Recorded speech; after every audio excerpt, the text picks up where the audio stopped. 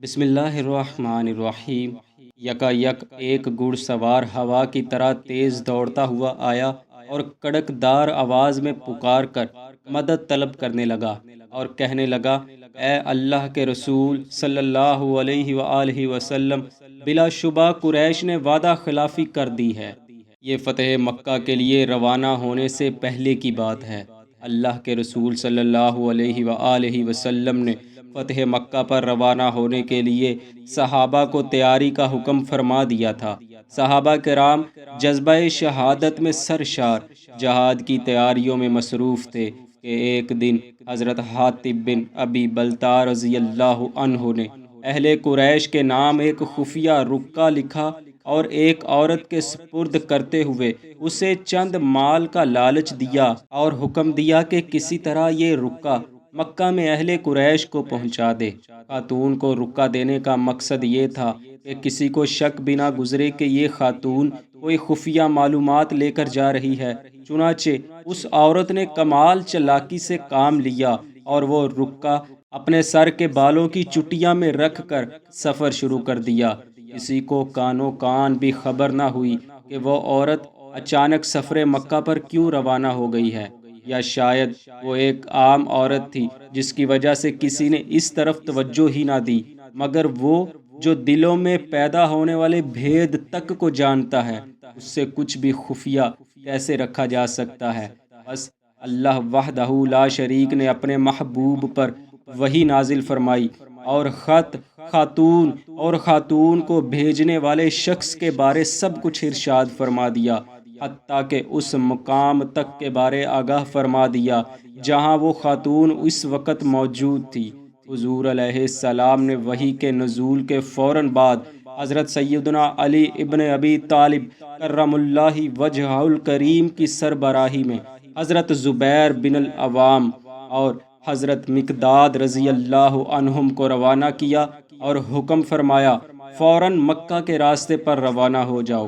فلاں جگہ ایک عورت نظر آئے گی، اس کے پاس ایک خط ہے، وہ لے آؤ۔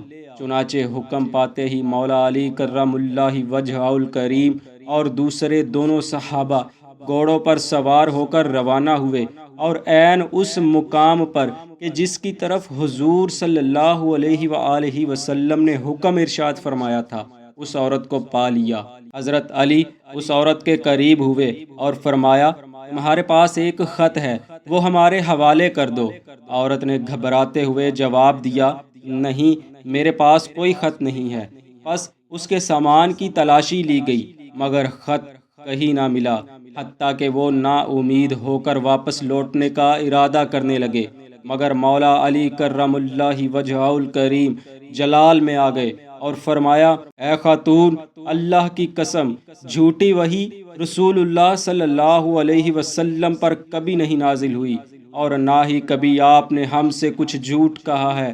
مجھے قسم ہے اپنے پیدا کرنے والے کی، وہ رکہ ضرور بضرور تم ہمیں دو گی، وگرنہ ہم تجھے برہنہ کر کے تلاشی لیں گے، کیونکہ یقیناً تم جھوٹ بول رہی ہو۔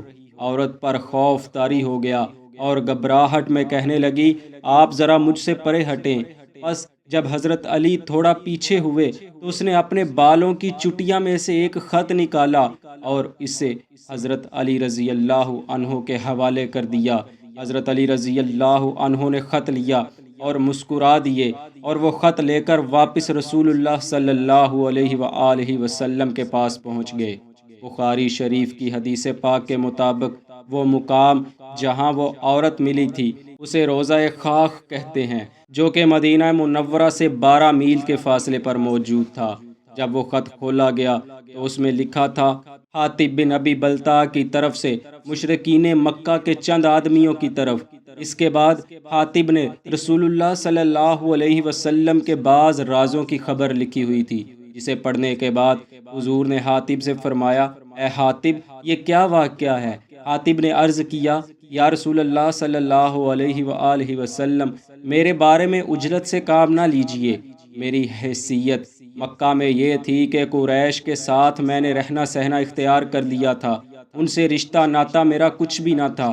آپ کے ساتھ جو دوسرے مہاجرین ہیں ان کی تو مکہ میں سب کے ساتھ رشتہ داری ہے، اور مکہ والے اسی وجہ سے ان کے عزیزوں کی اور ان کے مالوں کی مکہ میں حفاظت و حمایت کریں گے، مگر مکہ والوں کے ساتھ میرا کوئی نسبی تعلق نہیں ہے، اس لیے میں نے سوچا کہ ان پر کوئی احسان کر دوں جس سے اثر لے کر وہ میرے بھی عزیزوں کی مکہ میں حفاظت کریں۔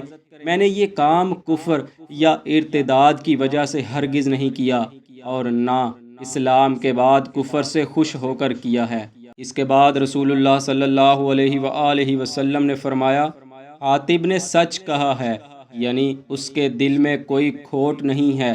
حضرت عمر جو قریب ہی موجود تھے عرض کرنے لگے، یا رسول اللہ صلی اللہ علیہ وآلہ وسلم، اجازت دیجئے میں اس منافق کا سر اڑا دوں۔